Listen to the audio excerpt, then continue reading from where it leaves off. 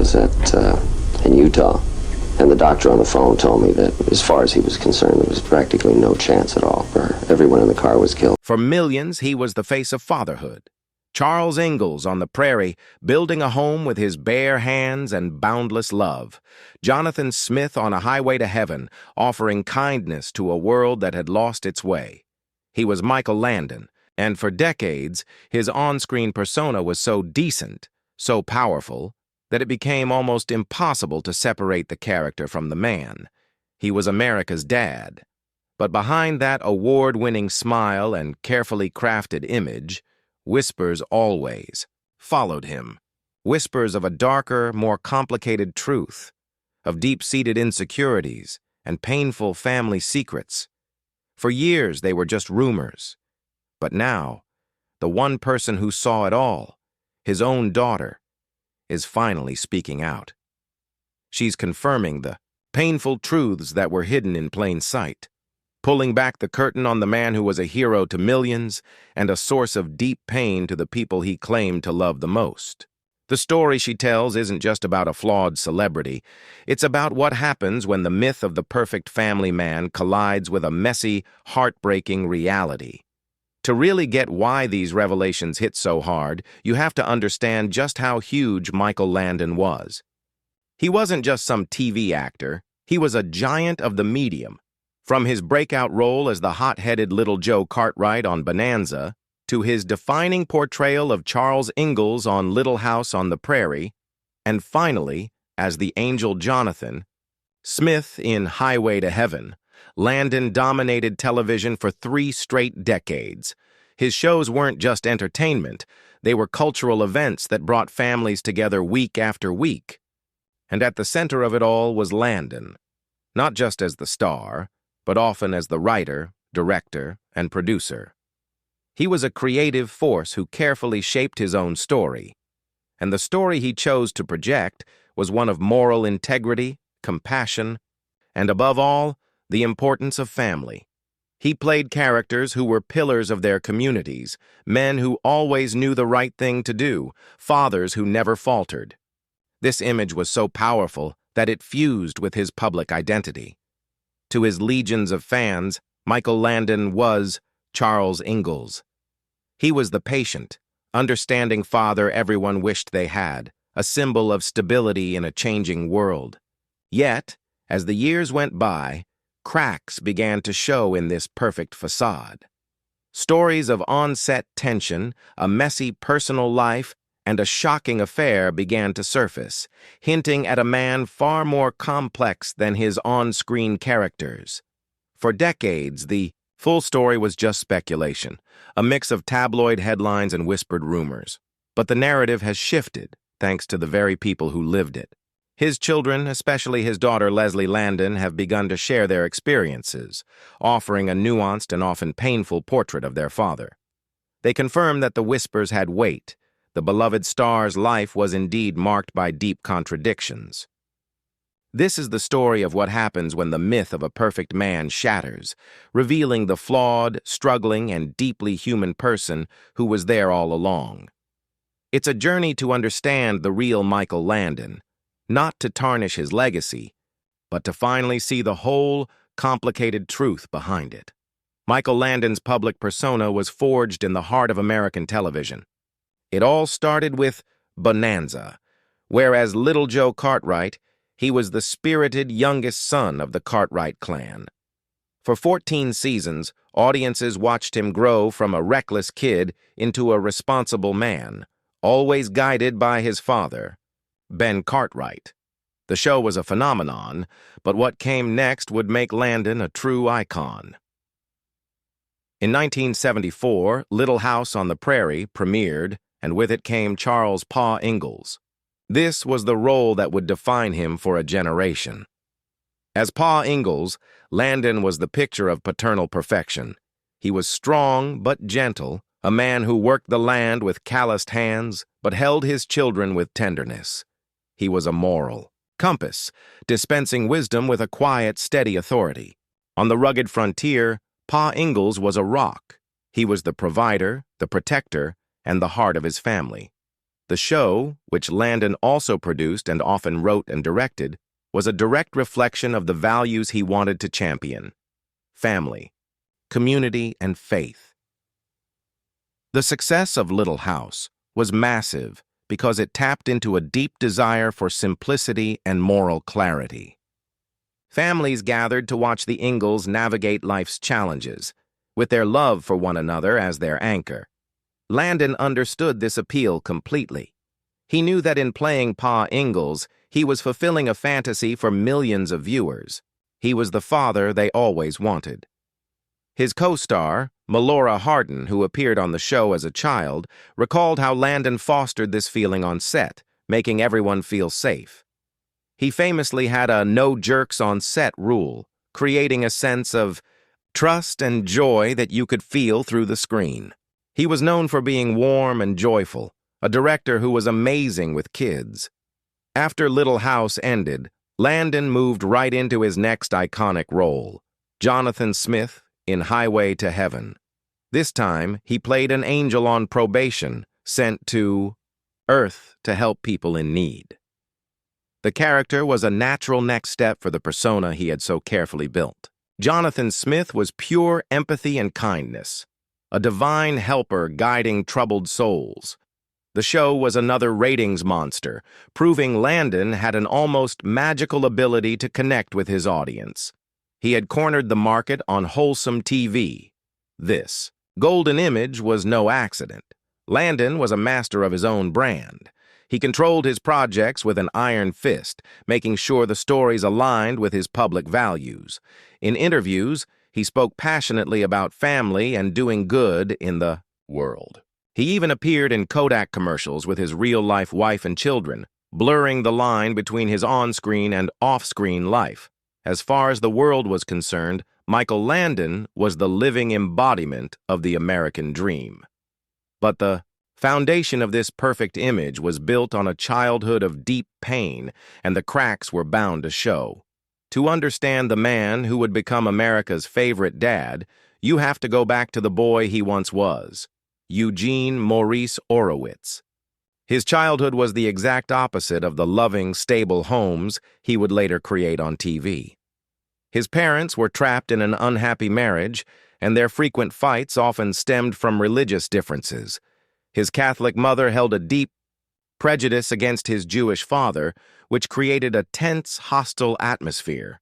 But the problems ran deeper. Landon's mother, Peggy, suffered from severe mental instability. He would later describe her as a stabber, a kicker, and a wacko, recalling a childhood marked by her unpredictable and abusive behavior. He spoke of horrifying moments, including numerous times his mother attempted to take her own life, which he, as a young boy, often had to prevent. In one traumatic incident he recounted, he had to save her from drowning. This constant state of fear left deep psychological scars.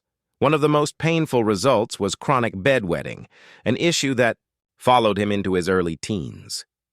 The shame was overwhelming, and instead of offering comfort, his mother would hang the soiled sheets out of his bedroom window for all the neighbors and his classmates to see, a daily ritual of public humiliation. This struggle later became the basis for his 1976 TV movie, The Loneliest Runner, a painful look back at his youth. That tormented upbringing fueled an intense, almost desperate need for control and a relentless drive to succeed. Acting became his escape, a way to build a new identity, far removed from the shamed boy named Eugene Orowitz. He changed his name to Michael Landon, picking it from a phone book, and set out to create a world of his own making. His daughter, Jennifer, would later reflect that her father was determined to make sure the trauma he experienced was never something his own kids felt. He poured all his energy into his work, trying to build the idealized family on screen that he never had, in reality. In many ways, Little House on the Prairie wasn't just entertainment, it was therapy for its creator. His early relationships also seemed like a search for stability. He married his first wife, Dodie Levy Fraser, in 1956 and adopted her 2 sons. Their marriage ended in 1962, just as his bonanza fame was exploding. A year later, he married Marjorie Lynn Noe, and they built a large, blended family. He adopted her daughter, Cheryl, and together they had 4 more children: Leslie, Michael, Junior, Shauna, and Christopher. To the outside world, especially during the height of his Little House fame, this was the family that mirrored the one on TV. But behind the scenes, the man who was desperately trying to escape the demons of his past was about to create a whole new wave of family trauma. By the early 1980s, Michael Landon was at the peak of his fame. Little House on the Prairie was a global sensation, and he was its creative heart. He was Pa Ingalls, the moral center of a TV universe built on family values. His real family, with his wife Lynn and their kids, seemed to be the real-life Ingalls clan. But that idyllic picture was about to shatter in the most public way possible. The catalyst was an 18-year-old stand-in and makeup artist on the Little House set named Cindy Clerico. Cindy, who was more than 20 years younger than Landon, was initially a stand-in for one of the child actors. According to Karen Grassel, who played his on-screen wife Caroline, Landon's behavior on set began to change. He started openly bragging about his revived libido. It wasn't long before the cast and crew figured out what was happening. Landon and Clerico were having an affair. Their relationship developed right there on set, in full view of everyone. Grassel recalled that Landon who played his daughter Laura, also had a gut feeling something was wrong. She noticed how much time Landon spent with Clerico, but when she mentioned it to her mother, she was told she was crazy. But Gilbert's intuition was right. The affair became an open secret, making things incredibly awkward for a cast and crew who knew Landon's wife and children well. As Grassel later wrote, "I knew his wife. I had been in their home. She had been kind to me, and I thought about her children."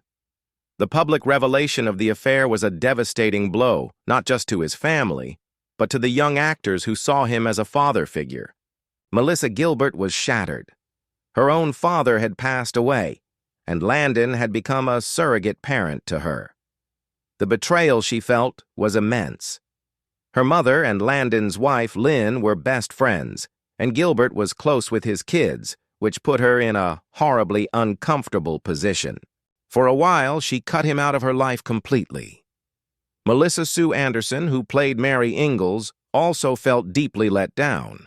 She recalled, "For us, as kids, it was a real blow. We never dreamed he was capable of inflicting that kind of pain on his real family." The impact on Landon's own children was, of course, even more profound. His son, Michael Landon Jr., would later create a TV movie called Michael Landon, The Father I Knew, a raw exploration of the pain his family faced when his father left them for Cindy. His daughter Cheryl also wrote about the gut-wrenching period in her memoir, I Promised My Dad. Landon himself tried to manage the PR fallout. In a 1985 interview with People magazine, he pushed back, saying, "You don't dissolve a relationship to go to bed with someone 20 years younger. You have to have major differences." He later admitted he had developed feelings for Cindy on set and felt immense guilt, but ultimately concluded, "It became so clear that she was the woman for me." The divorce from Lynn was finalized in 1982. A year later, he married Cindy Clerico. The facade of the perfect family man hadn't just crumbled. It had been blown apart. Years after the scandal, and long after his death, the quiet confirmations of what everyone had suspected began to emerge from his own family. His daughter Leslie Landon, now a trained psychologist, has provided a uniquely insightful perspective. Her words don't come from a place of malice, but of honest reflection, finally validating the long-held belief that the sunny hero on TV was, in reality, a man grappling with deep internal struggles. Leslie has spoken candidly about the contradictions that defined her father. While she emphasizes his deep love for his family and his playful nature, she doesn't shy away from the pain his choices caused. She paints a picture of a man who was so busy being a public figure and a creative whirlwind that he often neglected himself. As she told People magazine, "He was a busy man burning the candle at both ends. I think his own health got put on the back burner." This insight became tragically relevant during his battle with pancreatic cancer. Leslie has confirmed her father was stubborn, especially about his health, recalling that her mother often struggled to get him to his regular checkups. This avoidance meant that by the time he felt uncontrollable stomach pain, the cancer was already advanced. In a moment of sad reflection, Leslie shared what she believes her father would say today. "Boy, I blew it. I really should have been staying on top of my health." This speaks volumes about a man who projected invincibility, yet was privately vulnerable. This theme of hidden pain is central to the picture his daughter paints. The charismatic persona was, in many ways, a shield. Leslie's psychological training helps frame his actions not as simple cruelty, but as the behavior of a man shaped by immense childhood trauma. The boy who was shamed and abused grew into a man who needed to control his environment, who ran from his past by creating a perfect, fictional world on TV. But when reality intruded, he made decisions that inflicted new wounds. Leslie's perspective also highlights her father's ability to compartmentalize. While his older children were reeling from the affair, he was able to be a warm and playful father to his two youngest children with Cindy. This wasn't necessarily a sign of callousness, but a reflection of his complicated nature. Forever chasing the ideal of family, even as the definition of his own kept changing. His daughter Cheryl's books also touch on this duality, painting a picture of a devoted parent whose personal choices cause deep rifts. Ultimately, the confirmation from Michael Landon's daughter isn't an indictment meant to tear down a legend. It humanizes him. It validates what people had whispered for years. The man who played America's ideal TV dad was far from perfect. He was a brilliant, driven, and loving father, but he was also a man who made monumental mistakes. The confirmation reveals a man who likely carried silent regrets, whose strength was a performance, and whose private pain was the one secret he could never truly share. Before we explore Michael Landon's final tragic chapter and unpack his complicated legacy, if you're finding this story as compelling as we are, take a moment to hit that subscribe button and ring the bell. That way, you won't miss our future deep dives into Hollywood's most fascinating and hidden histories. Michael Landon's third act was one of stark contrasts, the quiet joy of a new family set against the sudden, tragic return of pain. His marriage to Cindy Clerico lasted until his death, and together they had two children, Jennifer and Sean. By all accounts, he doted on his youngest kids, and he seemed to have finally found a measure of domestic peace. But this calm was brutally cut short. In April 1991, after returning from a ski trip with severe stomach pain, Landon was diagnosed with inoperable pancreatic cancer. He was only 54. True to his public persona, he decided to face the illness head-on and in public. On May 9, 1991, he made a courageous final appearance on The Tonight Show starring Johnny Carson. With his trademark wit, he spoke about his diagnosis, slammed the sensational tabloid reports, and pledged to fight. He asked his fans to pray for him, not for a miracle, but for his strength. "I think you have to have a sense of humor about everything," he told Johnny. "If you're going to try to beat something, you're not going to do it standing in the corner." His daughter Leslie's confirmation of his stubbornness about his health makes this final battle all the more tragic. The man who projected invincibility was now facing a foe he couldn't control. His decision to put his health on the back burner for years had led to a diagnosis that was essentially a death sentence. The fight was valiant, but it was short. On July 1, 1991, just 3 months after his announcement, Michael Landon died at home, with his wife Cindy by his side. In his final days, all 9 of his children came together to say goodbye. The family, fractured by divorce and betrayal, gathered around him. His last words were reportedly, "You're right, it's time. I love you all." It was a quiet, loving end for a man whose life had often been so loud. So, what is the legacy of Michael Landon? It's profoundly complicated. He can't be remembered simply as the wholesome hero from TV, nor should he be dismissed as a hypocrite. He was both. He was a television pioneer who created shows that brought comfort to millions. His work ethic was legendary, and he was a mentor to many, including a young Melissa Gilbert, who reconnected with him before his death and remembers him as one of the greatest influences on her life. He was also a man deeply scarred by his past, whose demons drove him to make choices that caused immense pain to his own family. The confirmations from his children don't erase his contributions. Instead, they provide a necessary humanizing context. They force us to see him not as an icon, but as a man, brilliant, insecure, loving, and deeply flawed. Michael Landon's story is a powerful tale about the gap between public image and private reality. For decades, he crafted a persona of paternal perfection that resonated with millions. He was Pa Ingalls, Jonathan Smith, a symbol of moral strength and gentle wisdom. That was the man on the screen. The man behind the screen, as his own children have now helped confirm, was a far more complex and troubled figure. He was a survivor of a traumatic childhood whose success was fueled by deep insecurities. He was a devoted and playful father who also made decisions that fractured his family and left lasting scars. The revelations from his daughters don't diminish his legacy. They complete it. They replace the flawless icon with something much more real, a man of profound contradictions. He was a force for good in the lives of millions of strangers, yet a source of pain for some of his closest relatives. Ultimately, Michael Landon's life makes us ask a challenging question. How do we square the art with the artist? The comfort his work provided is undeniable, but so is the heartache his personal actions caused. The confirmation of what we suspected all along doesn't provide easy answers. Instead, it presents a portrait of a human being in all his complexity, a man who was neither a saint nor a sinner. He was a brilliant, haunted, loving, and flawed man who left behind a legacy of joy, laughter, and undeniable pain.